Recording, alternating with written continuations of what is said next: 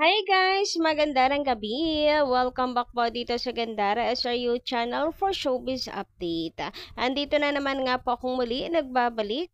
Ang nagmamaganda ninyo kachismosang Kimpa. Wala na pong iba ang lokaret na si Gandara upang magatid sa inyo ng latest update and fresh happenings patungkol kay Kim Chiu and Paolo Avellino. And syempre para mag-bluetooth sa inyo ng kilig tungkol sa updates ng Kim Pao.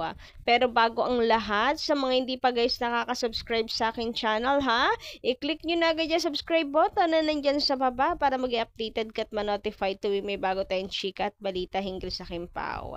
Basta mga balita na may kinalaman kina Kim Chiu and Paolo Avellino, sagot na natin yan. At ngayon ngang gabi, ang pag-uusapan natin ay ganap ng Kim Pao sa Dubai, yung mga hindi natin natalakay kagabi. So eto at meron ng harap-harapang banatan, batuhan ang Kim Pao. Nakakatuwa naman. Wala na, uwian na, finish na, tinapos na ng ni Paolo Avellino ang chismis. Charot. Tinapos na ni Paolo ang chismis na may secret girlfriend siya. Sa inyo daw kasi napupulot yung mga ganyang chismis, kaya ayan tuloy. Na hindi na rin mapakali si Paolo kung saan daw kayo nakikikapit bahay. Sa mga maling kapitbahay pa, yung mga toxic at chismosa. Anyway, sabi dito ni Madam Andrea Torreno, naiiyak ako kay Ate Honey ni Paolo. Super supportive sa Kim Pao. Tingin ko botong-boto sila kay Kimi para kay Pao. Love it so much. Thanks to the family of Pao for Kimi talaga sila. Yes, ako rin ganun din. Feeling ko rin botong-boto sila kay Kim Chiu. Aba, saan pa sila, 'di ba? Ang ganda ni Kim Chiu, talented, decente, mabait. Abay, madaling marunong makisama si Kim, masiyahin, magalang din. Abay, total package na talaga siya. Maalaga. Ang required lang naman ni Paolo, maalaga, 'di ba? Madali lang naman pong mahalin, 'di ba, si Kim Chiu. Kaya matatanggap agad nila 'yan. Anyway, dito naman tayo sa video ng Kim Pao. Ayan, at grabe napaka-overprotective nga naman ni Pao Pao kay Kimberly. Ayan oh. Grabe nga naman. Nagpapalit na ata ng nagpalit na ng career si Paolo. As na siya ngayon na bodyguard. Hindi na Paolo Avellino the actor, kundi Paolo Avellino a bodyguard of Kim Chiu na siya. Charot! Grabe nga naman, napaka-protective pagdating sa kanyang chinita. As always yan. Siyempre, prinsesa niya yan. Di ba nga sabi niya sa kanyang kanta, ay kanyang kanta talaga, sabi doon sa kanta, na pwedeng-pwede at bagay na bagay talaga maging team song ng Kim Pao, aalagaan at hindi pababayaan o aking prinsesa. And eto pa, ayan o, for the, naman si Kim Chiu, for the sunod naman, napaka-obedient. Nag-switch sila ng pwesto. Ayan, napaka-attentive talaga ni Pao no, pagdating kay Kim. Attentive, protective. Oh, ha? Hindi lang galawang magjowa yan eh. Galawang magjosawa yan, ganyan. Anyway, dumako naman nga tayo dito guys sa Kim Pao. Kanaps ng Kim Pao. So, eto na nga. Sa Dubai, tinanong sila Kim kung saan gustong pumunta. Sagot ni Kim sa utak ni Pao. And si Pao naman, ako naman kung hindi pipigil or mapipigilan pag mag-disappear kahit saan na lang basta kasama si Kim. Grabe ha, yung batuhan na yan, yung mga banat na yan, pakatatapang. Yung kay Kim, given a jolly na bubbly si Kim, mapagbiro. Pero yung kay Paolo Avellino, yan yung mga sagot na aking siniseryoso. Basta daw kasama si Kim, wala na. Tapos na, himlay malala na talaga. Grabe, hindi ko kinakaya ang mga sagot nyo, Kim Pao. OMG, kinikilig yung tao dito, oh. Yun yung nabasa ko, nakita ko sa sa FB. Pero ayun nga. Panoorin pala muna natin. Ito yun, oh. Saan nyo gustong pumunta? Sa puso mo. Ako, gusto ko sa utak ni Pao.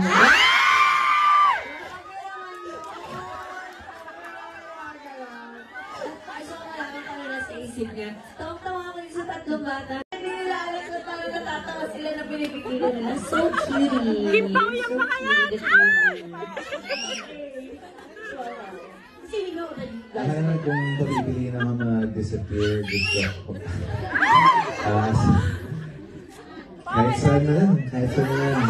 Basta kasama si... Alam niyo pa sweet sila ng pa-sweet na... Papunta na, diba?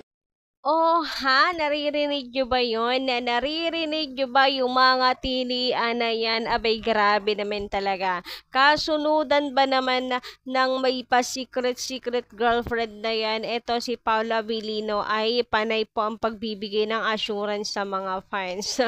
O diba?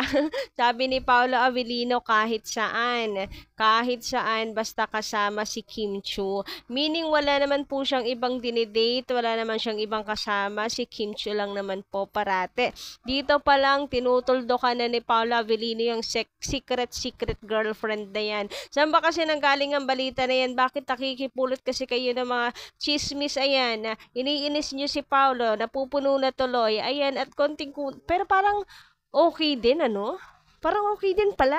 Sige, inisin nyo pala. Charot. Punuin niyo palala si Paula para tuluyan ng umamin. Kapag hindi na nakapagtimpi, talagang, ano ba kayo? Wala ko ibang girlfriend, si Kim Chiu lang. Ay, nadulas. Parang maganda rin nga. Charot lang, charot. No, yung wag. Huwag kayong maniniwala sa mga ganyang chismis. Wala na. Halos araw-araw magkasama ang Kim Pa. Wala na pong time si Paula Avellino makikipag-date. Sus ko. Kailan ba natin nalaman na kailan ba lang na hindi magkasama ang Kim Pao? Di ba nung nagkasakit lang naman siya, which is given naman na kailangan niya pong magpahinga. Yun lang naman, tapos nagpahinga. Alam mo, nakakaloka. Nagkasakit lang si Paolo, hindi lang sila magkasama nung nakaraan sa black screening sa Tanduay. Aba, bakit may chika na agad na secret girlfriend? Ay, bawal magpahinga pag may sakit. Kailangan na Gora Bells pa din. Ay, iba din. Iba yung pagka-demanding. May sakit na sa utak yung mga taong ganyan na bawal pagpahingahin yung tao dahil hindi pwede. Dapat laging magkasama sila ni Kim. Grabe naman kayo, wag ganon. Oo nga, no? Ba't ngayon ko lang pagtanto yun? Nung nagkasakit lang si Paul, lumabas na yung secret girlfriend na yan. Umay, bakit may mga ganyan tao, ganyan mag-isip? Anyway, sabi naman dito ni Madam Edith Anandon sa Yes of Course Gandara. Ano ba? Edita Nadonza pala. Lagi ako nagkakamali dito. Yes of Course Gandara, endgame na. Tinadhana sila kasi sa tagal ng panahon nag-aantay si Pau in perfect time. Heto na, nagsama-sama ang bubbly at ang nonchalant. They are in love well. Happy kami. Lahat sila side by side. Both family are very supportive. True na ito. Sana sila na. We love them both. Bakit parang nababasa ko na itong mga comments na hindi ba ako nakapag-delete? Ayan, sa sobrang tawag dito, kabaliwan na sa Kim Pao. Hindi na nakakapag-delete, even mga comments, hindi na ma-delete. Kasi ako, guilty talaga ako dun sa mga pictures and videos ng Kim Pao. Hirap na hirap talaga akong i-let go at saka i-delete. Naku, pati comments pala, nalilimutan ko na rin i-delete. Naku, pasensyahan yun, grabe naman kasi talaga impact ng Kim Pao eh. Grabe, lakas talaga ng chemistry. And ang sarap i-wallpaper talaga ng dalawa. Ang sarap i-save ng videos and pictures nila. Kaso memory yung atin pong kalaban.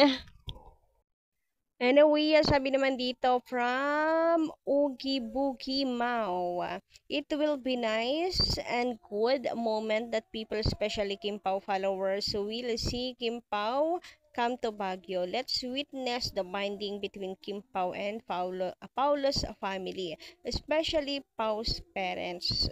The parent would be proud to have their intelligent, versatile actors and good-looking man as well. Kim Pao is making a big impact on the entertainment industry in Philippines. So, ayun guys, hanggang dito lang muna ang aking update. Masyado na kayong masaya, baka hindi kayo makatulog. Charat! Hindi, mag-aayuda pa tayo mamaya. So, abang lang po tayo ng ating mga updates pa, no? Hanggang dito lang po muna for now and kita-kits tayo sa susunod kong balita. Maraming salamat!